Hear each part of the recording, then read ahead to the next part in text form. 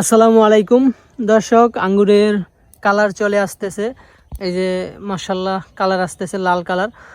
আরেকটা হচ্ছে এই জায়গায় একটা লাল আরও মানে ভালো আকারে কালার আসছিল, ওটা আসলে খেয়ে ফেলা হয়েছে। আসলে যেটা বেশি লাল হয়ে যায় ওটা খেয়ে ফেলে। আঙ্গুরের কালার চলে আসতেছে, এই যে এখানেও দেখতে পাচ্ছেন লাল লাল একটা ভাব আসতেছে। এগুলোও নরম পরিপক্ক হয়ে গেছে, এখন হয়তো অল্প কিছুদিনের ভিতরে কালার চলে আসবে।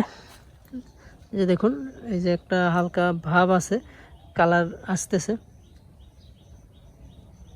এটা হচ্ছে বাইকনুর জাতের আঙ্গুর। আপনাদের দেখায় আরও এই পাশটাতে।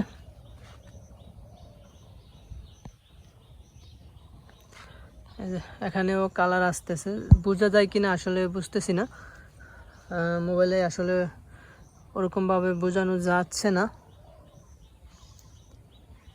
এই যে আঙ্গুর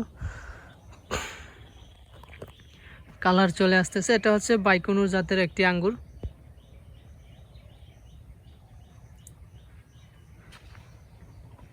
আসলে প্রথমে অল্প পরিসরে পরীক্ষামূলকভাবে করা হয়েছিল, তো সেখান থেকে বলতে পারি আলহামদুলিল্লাহ ভালো একটা রেজাল্ট পেয়েছি। কারণ কি, এগুলা অনেকেই বলেছে যে সবুজ হবে, মিষ্টি হবে না, টক হবে। তো সেই জায়গা থেকে মাশাআল্লাহ আঙ্গুরের কালারও চলে আসছে। কাঁচা অবস্থায় একটু টক থাকে, যেটা আসলে কালার আসে পরিপক্ক হয় আরও কালার আসবে, লাল হয়ে হালকা একটা কালো একটা ভাব আসবে। আসলে তখন মিষ্টতা বেশি বোঝা যায়। তো দর্শক, আসলে অনেক দিন অপেক্ষা করার পরে যখন এরকম একটা কালার আসে, সবুজ আঙ্গুর তো বাংলাদেশে হয়েই থাকে বা অনেকের বাসা বাড়িতেও আছে, কিন্তু মূল বিষয় হচ্ছে কালার আসে না, লাল হয় না বা কালো হয় না এরকম। তো সেই জায়গা থেকে বাইকনুর জাতের আঙ্গুর লাল হয়ে থাকে। তো জাতটা সঠিক আছে এতটুকু বলা যায়। তো আপনাদের বাসা বাড়িতে যদি চাষ করতে চান, বাইকনুর জাতের আঙ্গুরটা চাষ করতে পারেন। কারণ কি, এটা 1 বছর পূর্ণ হওয়ার আগেই আপনার ফলন দিয়ে থাকে। আমার গাছটার বয়স এখনও 1 বছর পূর্ণ হয় নাই, তাও মাশাআল্লাহ দেখুন ফল হারভেস্ট করার সময় এসেছে।